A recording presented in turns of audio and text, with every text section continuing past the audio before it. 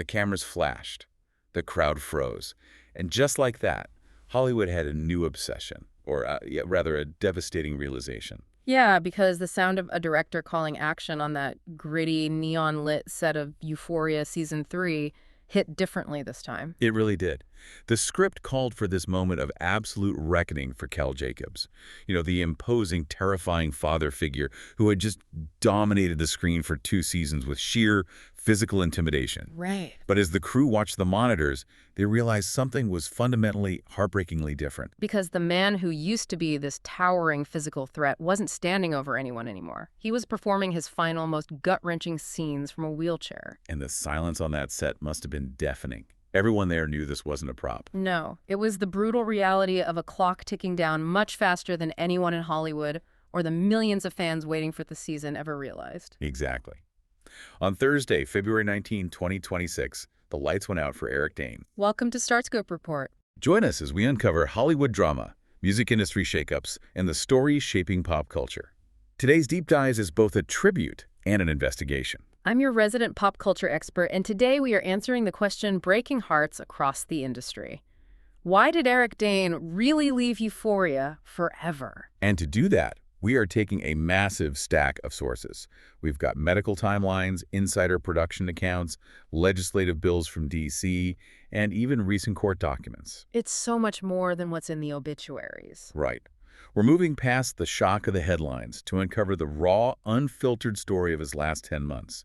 A secret struggle, a shocking physical decline, and a literal race against time to finish his final masterpiece. So let's jump straight into the timeline, because this is where the sources first surprised me, and frankly, where the tragedy really sets in. Yeah, the news broke just 48 hours ago. Eric Dane passed away on Thursday afternoon, and the official statement from his family mentions a courageous battle with ALS, amyotrophic lateral sclerosis. But when you look at the dates, something feels incredibly off. It's startlingly compressed, isn't it? Very. I mean, Dane only publicly revealed his diagnosis in April 2025. That was just 10 months ago. Right. For a public figure of his stature, someone we are so used to seeing looking invincible, to go from a diagnosis announcement to his passing in the public eye in under a year is just incredibly fast. It feels like whiplash. Usually we hear about these battles stretching on for years. We see a slow progression. Well, that is the nature of ALS. It's a neurodegenerative disease that destroys nerve cells in the brain and spinal cord. The textbook prognosis is usually 3 to 5 years from onset. Okay. But in Dane's case, we saw a rapid, devastating spiral. However, and this is crucial, the public timeline is not the real timeline. Exactly. And here is the key insight from the medical reports that really struck me. The start wasn't 10 months ago. Right. The sources describe what they call a diagnostic odyssey. And this is something I think is vital for everyone listening to understand. It didn't start with a wheelchair. It did start with a fall. It started 18 months before the reveal. Yes. With something so minor, you or I would ignore it completely. Focal weakness in his right hand. Just a little glitch in the system. He's on set, maybe holding a script or a coffee, and his grip just fails.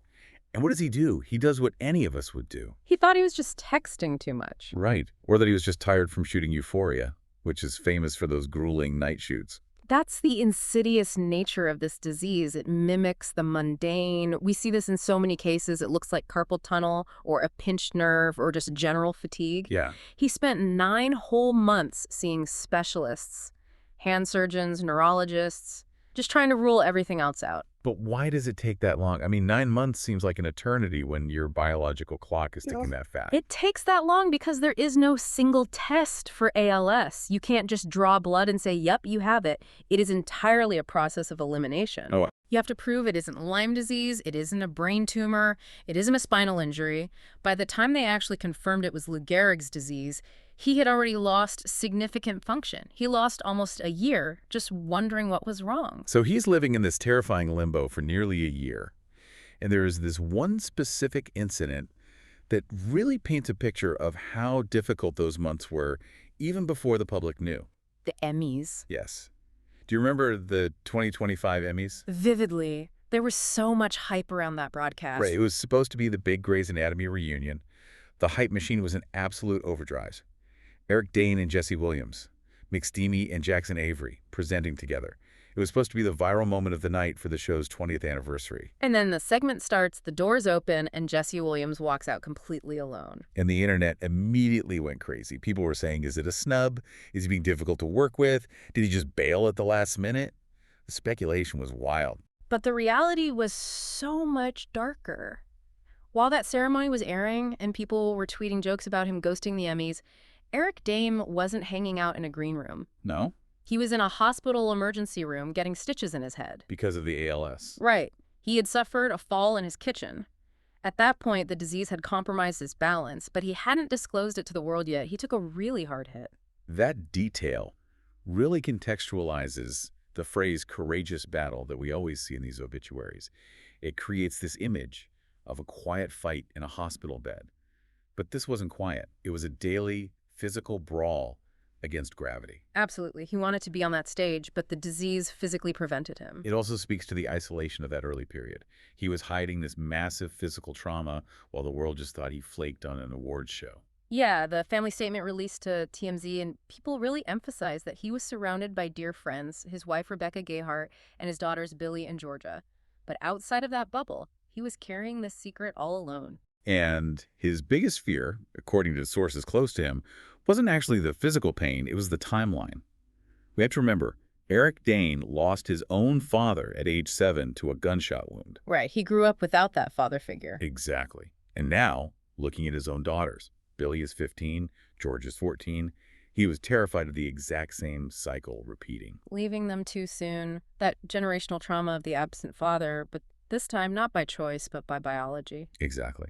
Which makes what he did next even more unbelievable, because usually when you get a terminal diagnosis like this and you're already falling down in your kitchen, you stop. You retire. You protect your peace. Right. But Eric Dane went back to work. And that brings us to a production story that is honestly hard to fathom.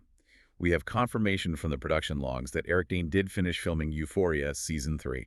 It is a testament to sheer, unadulterated willpower. Let's just look at the production dates from the sources. He announced his fatal diagnosis on April 10th, 2025. Okay. He returned to the Euphoria set on April 14th. 4 days later. I can't even process that. You find out you're dying, you tell the world, and 4 days later, you are back on one of the most intense, emotionally draining sets in Hollywood. It's coping through craft, I think. And the showrunner, Sam Levinson, had to completely adjust the production schedule to accommodate his rapid decline. This wasn't business as usual. Wow. By late 2025, during the filming of the third and final season, Dane was fully using a wheelchair. So how did they handle that on screen? Did they hide it? Did they use body double? It seems they made a bold artistic choice. They integrated his reality into the character.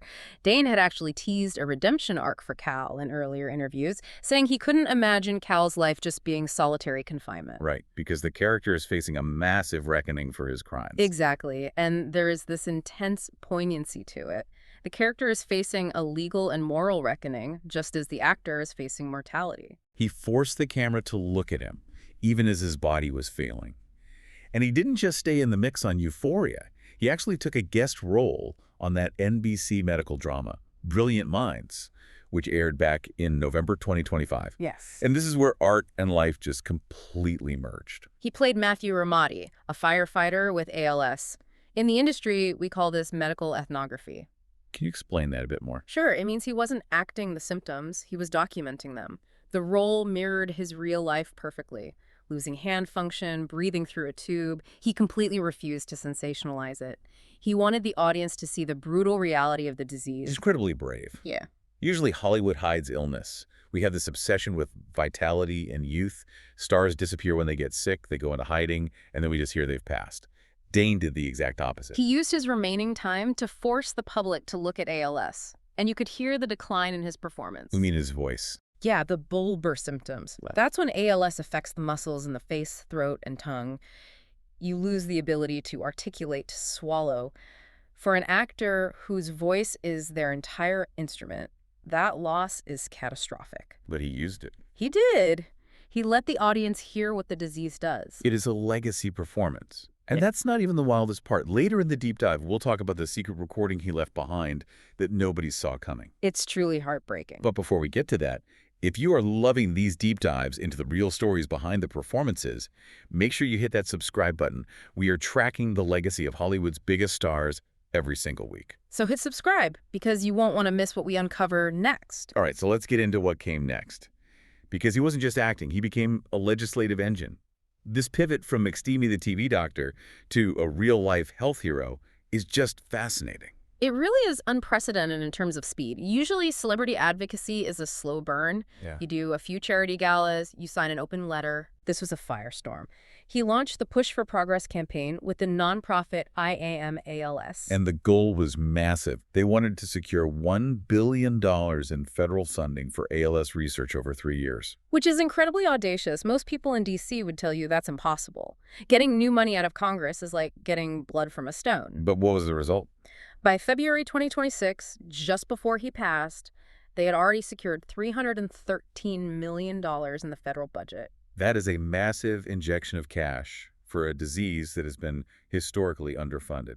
And he was actually in Washington, D.C., physically meeting with politicians while his health was declining. Yeah, there are reports of him appearing with HHS Secretary Robert F. Kennedy Jr. to discuss health insurance prior authorizations. And I saw that in the sources. Prior authorizations. It sounds like such a wonky bureaucratic term.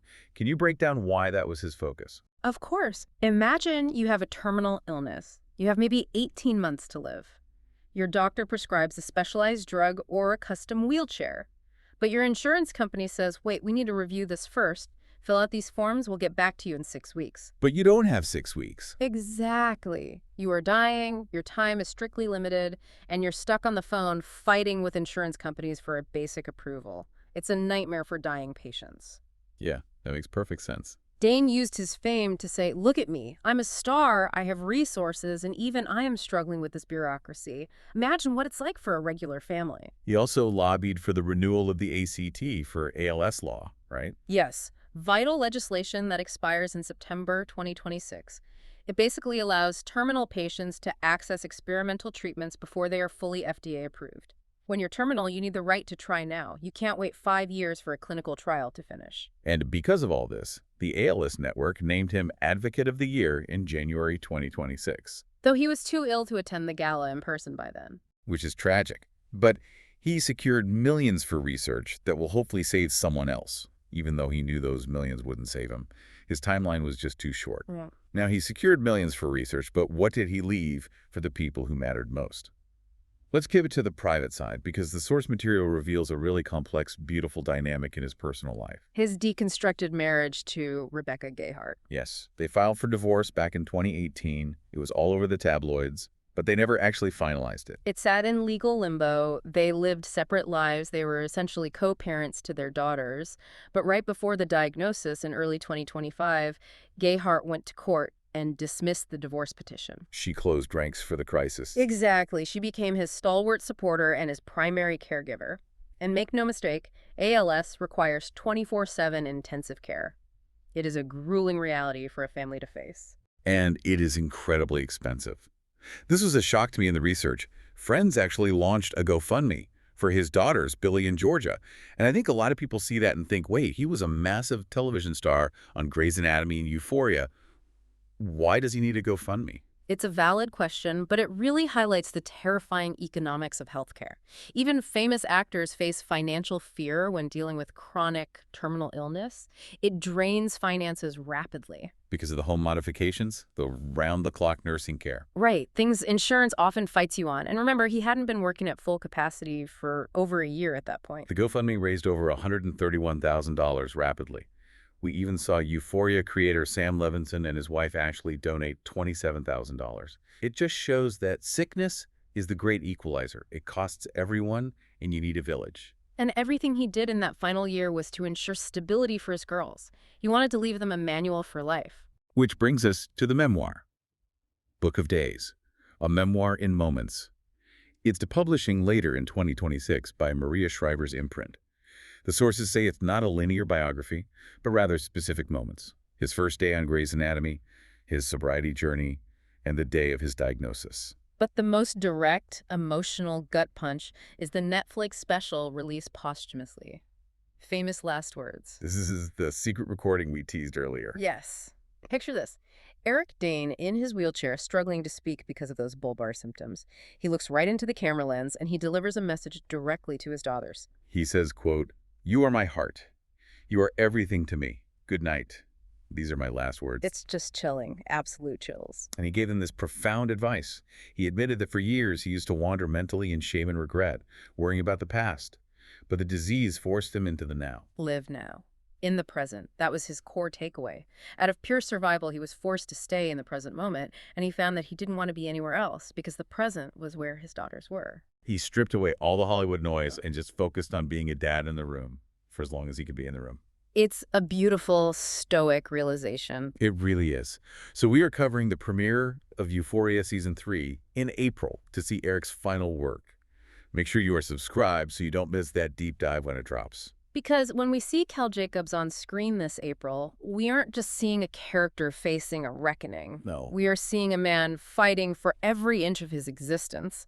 He didn't just leave Euphoria, he left a blueprint for how to face mortality. He turned a terminal diagnosis into a $300 million legacy for research. Yeah.